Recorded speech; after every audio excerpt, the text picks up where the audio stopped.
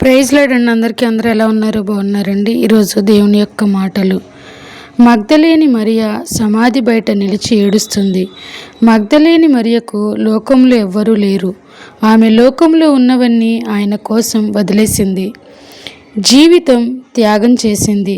సేవ చేయడం తన ధన్యత అనుకుంది. తనకు ఇప్పుడు ఆయన దేహం కనిపించడం లేదు.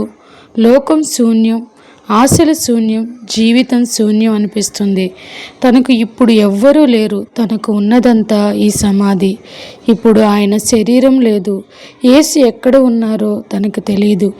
యేసు ఎక్కడా మరియ హృదయం వేదనతో అల్లాడిపోతుంది. అప్పుడు యేసు ఆప్యాయంగా మరియా అని పిలిచారు.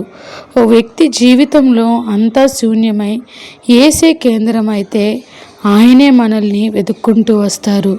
ఇది నా జీవిత సత్యం. యేసు ఇచ్చే ప్రేమ, రక్షణ కోసం అల్లాడే హృదయం ఉందా, లేక లోకం కోసం అల్లాడుతున్న హృదయం ఉందా? నిజంగా దేవుడు మన కోసం దిగి వస్తారండి.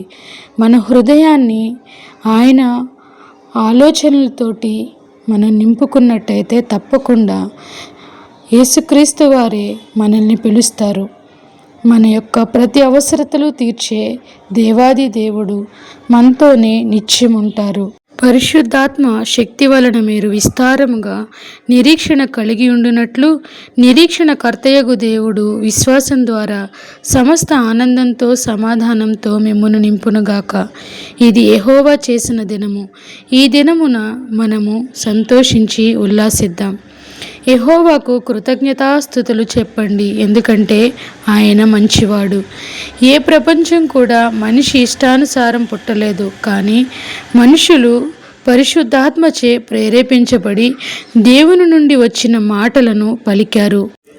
మనము దేవుని చేతి పని అయి ఉన్నాం. మంచి పనులు చేయడానికి క్రీస్తు యేసులో సృష్టించబడ్డాము. దేవుడు ముందుగానే వీటిని సిద్ధం చేశాడు. మనిషి రొట్టె వలన మాత్రం జీవించడు, దేవుని నోటి మాట నుండి వచ్చు ప్రతి మాట వలన జీవించును. మీరును సత్యవాక్యమును అనగా మీ రక్షణ సువార్తను విని క్రీస్తునందు విశ్వాసముంచి వాగ్దానం చేయబడిన ఆత్మచేత ముద్రింపబడి ఉన్నారు. యేసు ఇట్లనెను, ఒక్కడు నీటి మూలంగాను ఆత్మ మూలంగాను జీవించితేనే గాని దేవుని రాజ్యంలో ప్రవేశించలేడని మీతో నిశ్చయముగా చెప్పుచున్నాను అని.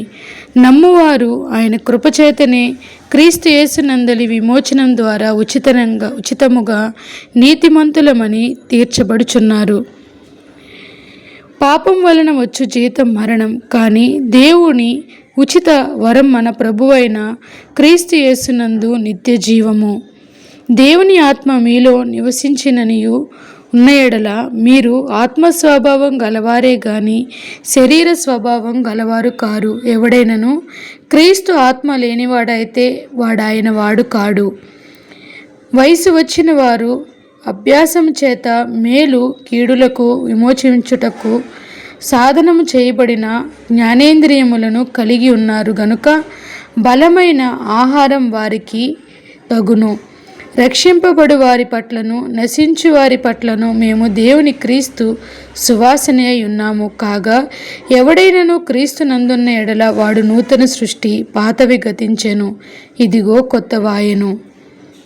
కనికరము చూపు తండ్రి, సమస్తమైన ఆదరణ అనుగ్రహించు దేవుడు మన ప్రభువైన యేసుక్రీస్తు తండ్రి అయిన దేవుడు స్తుతింపబడునుగాక. ఆమెన్. ప్రైజ్ ది లార్డ్ అండి. Thank you so much.